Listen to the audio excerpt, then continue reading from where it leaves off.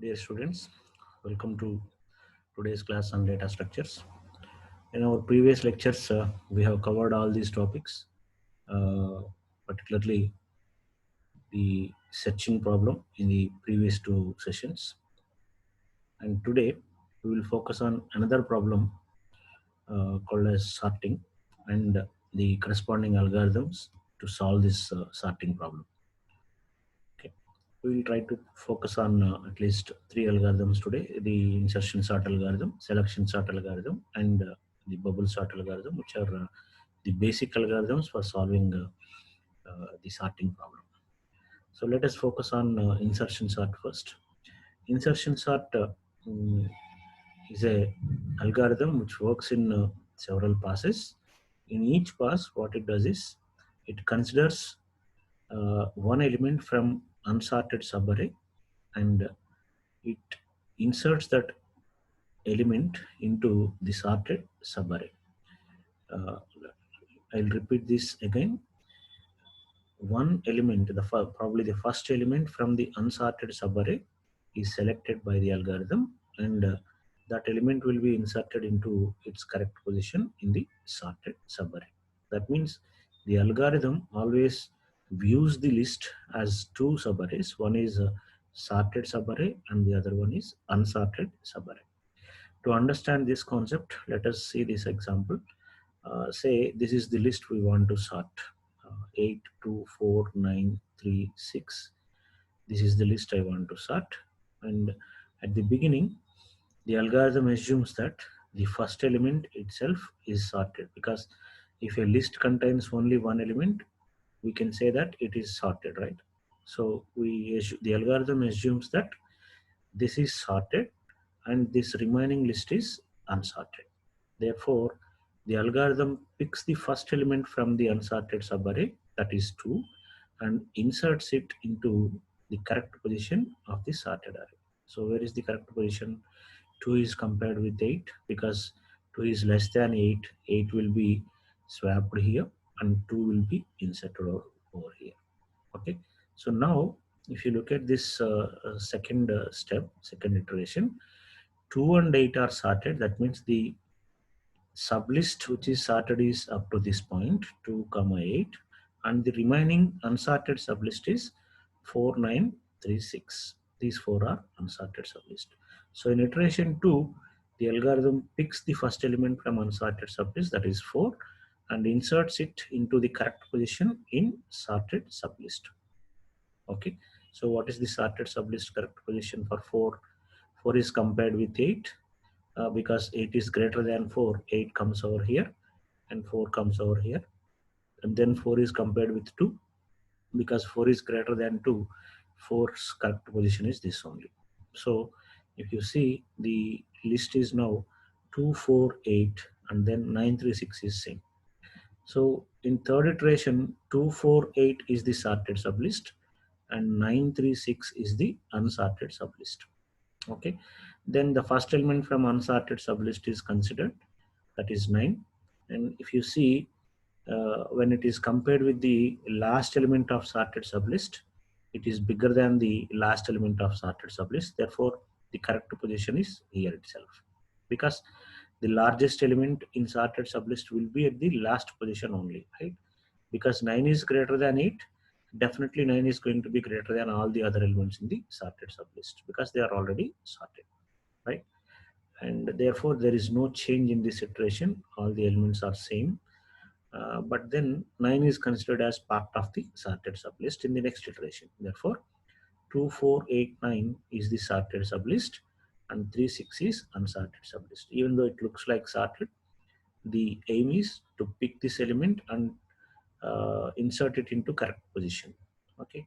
So now 3 is compared with 9, because 9 is bigger, it moves over here. And then 3 is compared with 8, 8 is also bigger than 3, therefore 8 comes over here, 3 comes over here.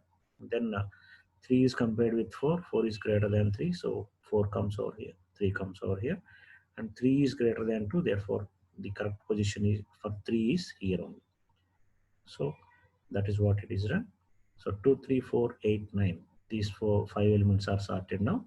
and finally the last element is picked for insertion. It is compared with 9 first, 9 goes here, and compared with 8, 8 comes over here, and when compared with 4, because 6 is greater than 4, 6 will be placed here, okay, which returns 2, 3, 4, 6, 8, 9, the sorted list.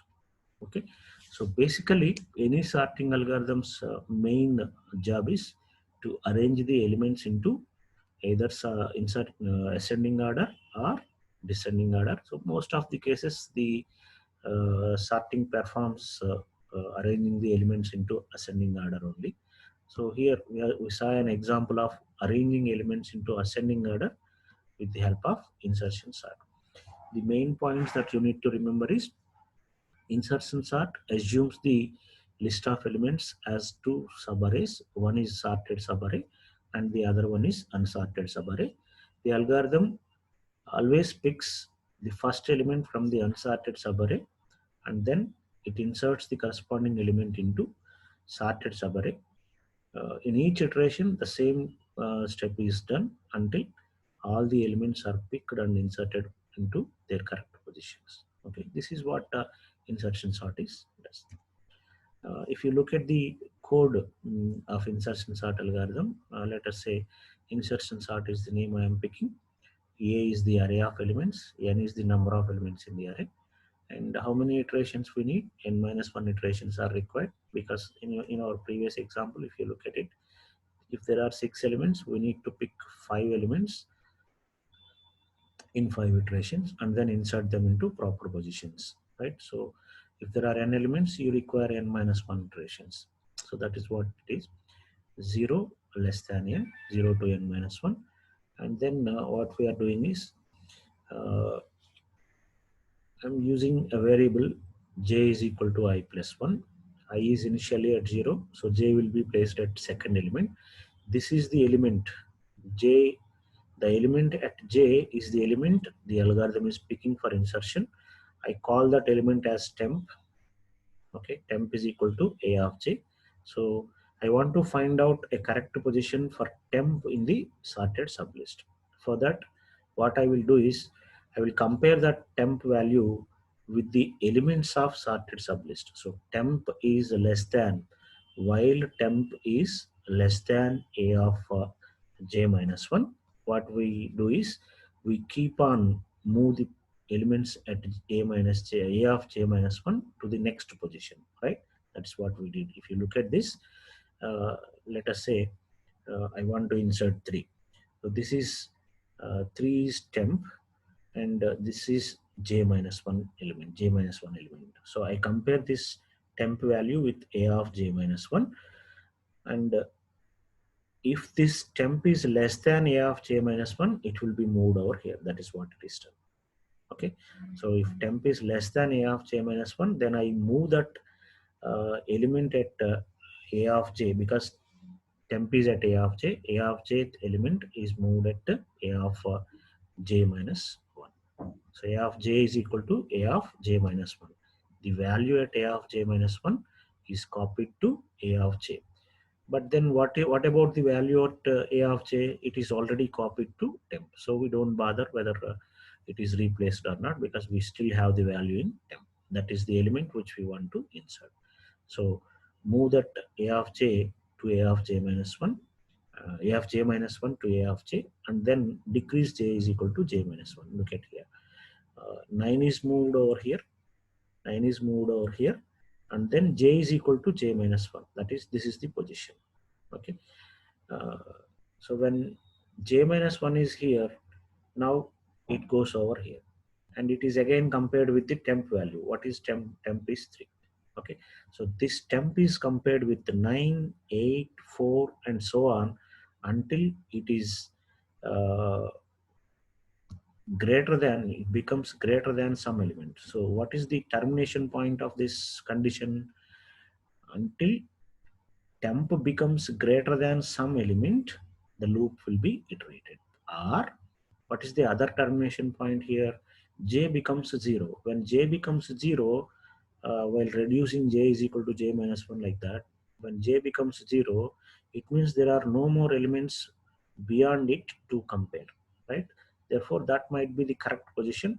Suppose if you want to insert 1, let us say in place of 3, you want to insert 1. So what is the correct position? 0 itself. So all these elements will move forward, and 1 will be kept over here. Okay, so that is what it will do. Either the j value becomes 0 while moving backwards, or temp becomes greater than one of the elements. Either this is failed or this is failed. One of these conditions must fail to find the correct position of j. So where is the correct position? Wherever j stops, that is the correct position. So what we do is, after completing this loop, we store the element temp, because that is the element we picked for insertion, at the position a of j. Okay, so a of j is equal to temp. How many times this will be repeated?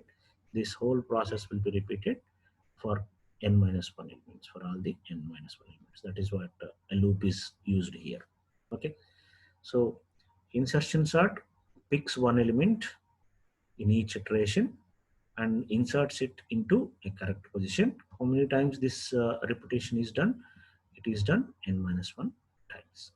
Okay, and if you look at the analysis, in best case uh, time complexity, insertion sort has a time complexity of big O of n, because assume that if all the elements are already in sorted order, because we don't know whether they are sorted or unsorted, still insertion sort algorithm can be applied on that sorted order list, and identifies that how many comparisons will be required.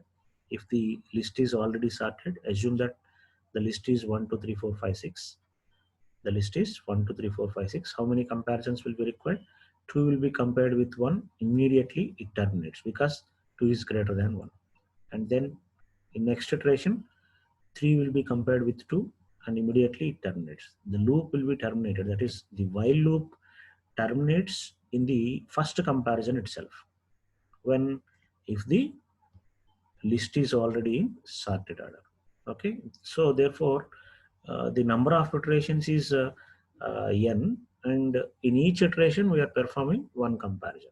Okay, so n minus 1 iterations, and in each iteration it is performing only one comparison. Therefore, the time complexity in best case is going to be big O of n.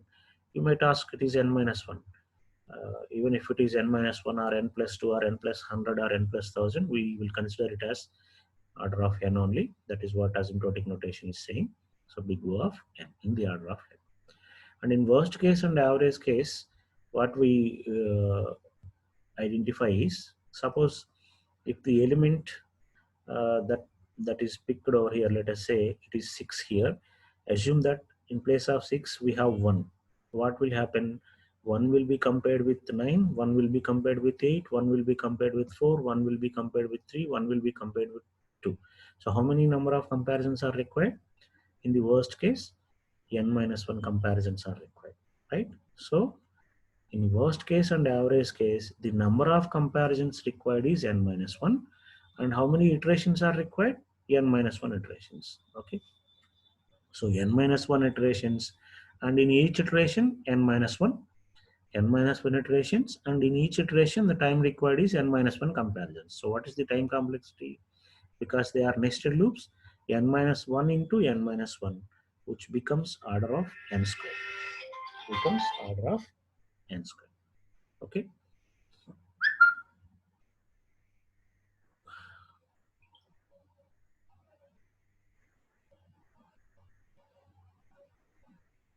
right.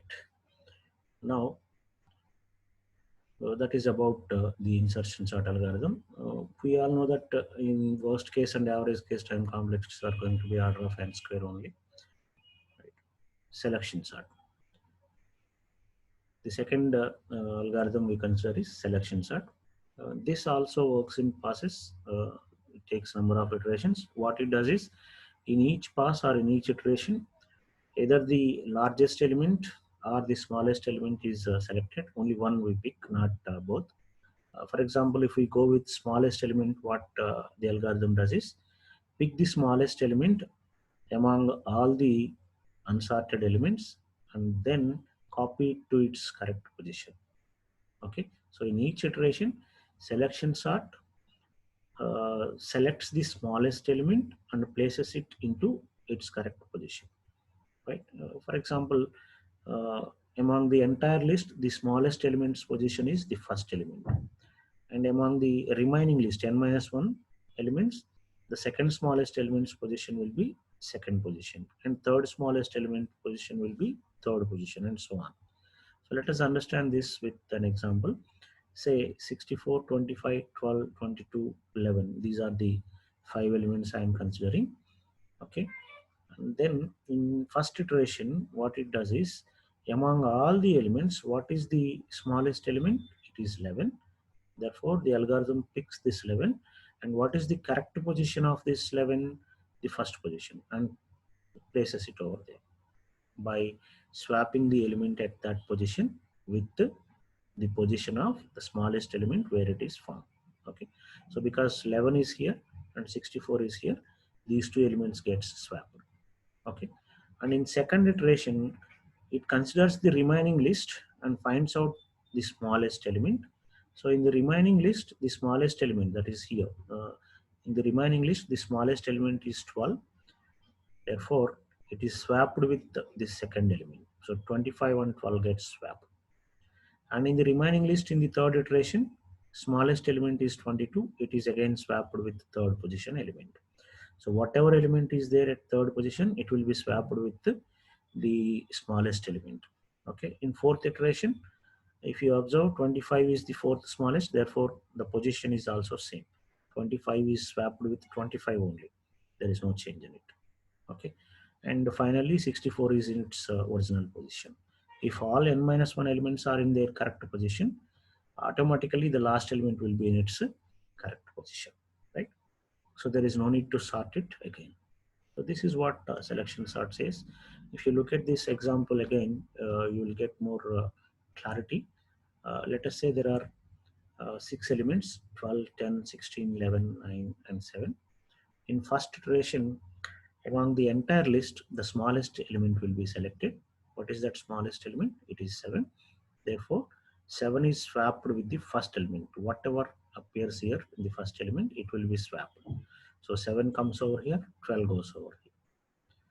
In second iteration, it considers the remaining list, unsorted list, and finds out the smallest element. Because it is 9, 9 will be swapped with 10.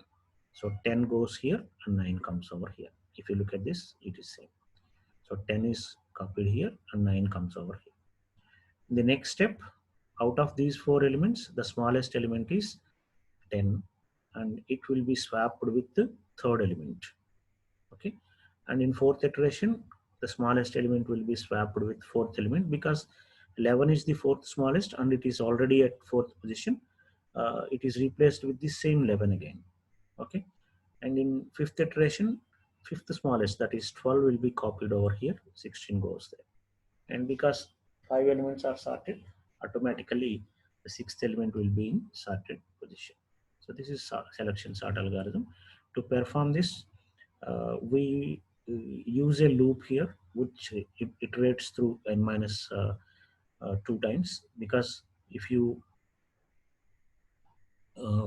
perform this selection sort, the last iteration is actually not required. Therefore, we use this I is equal to 0 to I less than n minus 1. Okay, and this is for finding the smallest element. Okay, the smallest element will be at min id x, and after completing this loop, you will identify that this is just finding smallest element. You all know how to write this code, because find the smallest element in a given array. You wrote this example in your C language lab also. So this is the same code to find the smallest element, minimum element of an unsorted array. And once you find the minimum element index, swap it with the correct position. That is, in ith iteration, the smallest element will be swapped with the ith element. Okay, so that is what it is done. Okay, so there are n minus 1 iterations done, and in each iteration, we find the smallest element and swap it with the element at ith position. Okay, that is what selection sort is done. This is actually written for finding minimum element and then swapping it with the first element or ith position from the left to right positions. But you can write the selection sort algorithm in reverse also. That means you can find the maximum element of the unsorted array always, and you can copy that maximum element into the last position. That means you can move from right to left also. You can change this code if at all you are interested to write selection sort as find maximum and insert the maximum element into its correct position. That is also correct algorithm for selection sort. Okay. And if you look at the analysis part, in all the cases, best case, average case, and worst case, time complexity is going to be big O of n square. The reason is very simple. Selection sort finds the minimum element or maximum element in every iteration, which requires order of n time, and number of iterations required to solve is order of n again. So n iterations are required. In each iteration, order of n time is required to find the minimum element, because we never know where the smallest element will be available in the unsorted list. Okay, therefore, order of n into order of n, the time complexity in all the cases is going to be order of n square. N into n is n square. Okay, and the simplest algorithm among all the sorting techniques available is bubble sort technique. Probably you might have implemented this sorting technique in your first year in your C lab. One of the programs is bubble sort. So I hope you all remember this. Even if you don't remember also, I'll repeat it again. Bubble sort algorithm is the simplest algorithm, which again works in iterations.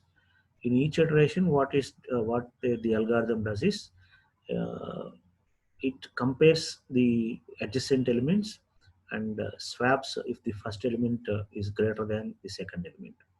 Okay, the process will be repeated until all the adjacent elements are compared, and at the completion of one iteration, the largest element in the list will be bubbled to the last position of the array. So in each iteration, what bubble sort does is very simple.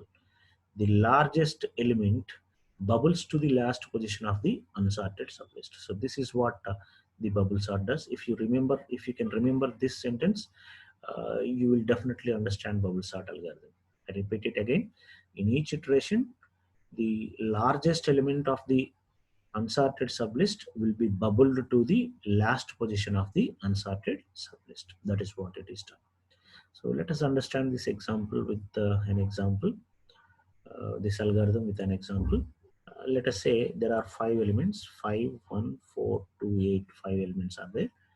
And now in first pass, what it does is it compares the first two elements, 5, 1, because 5 is greater than 1. These two elements will get swapped, becomes 1, 5, 4 to 8. And then in second, in the same pass, in the same iteration, 5, 4 will be compared. Because 5 is greater than 4, these two elements will be swapped to return this 1, 4, 5 to 8. And in this again, 5, 2 will be compared. 5 comes over here, 2 comes over here. And then finally, 5 and 8 will be compared to produce 1, 4, 2, 5, 8. If you observe this, the largest element in the list is 8. It is bubbled to its correct position if you observe. Maybe the remaining elements are not sorted, but the largest element is bubbled to the correct position in the list. Okay. And in the second iteration, second largest element will be bubbled to the second last but one position. Okay. If you observe this, again, the same step is repeated, and 5 is already in that position, but still the process continues because it does not know anything about where the second largest element is. Therefore, it continues the same process. Again, the adjacent elements will be compared to see that condition.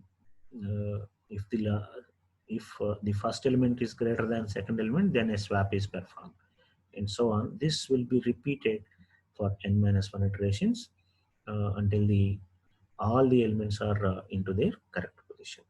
Okay. Uh, this will give you a more clear picture about this bubble sorting technique. We consider the same array. 5, 1, 4 to 8. This is the first pass. Initially 5 and 1 will be compared, 1 5 it becomes, the remaining 4 to 8 are there. Again 5 4 are compared, and then 5 2 are compared. When you compare 5 and 8, there is no swap performed because 5 is less than 8. You will perform swap operation only when the first element is greater than the second element only. So at the end of first pass, you will get 1 4 2 5 8, making sure that the largest element in the list is moved to its correct position. Okay, and this is given as input for the second pass. Again, the same process is done. We'll compare 1 and 4. There is no swapping because 1 is less than 4. And then we compare 4 and 2. 4 is greater than 2. Therefore, the swapping is performed. And then we compare 4 and 5. There is no swapping here. And then we compare 5 and 8. There is no swapping. And at the end, you see that 5 is in its correct position because 5 is the second largest element. And this is given as input to the third pass. And again, the same process will be done to see that 4 comes to its original position.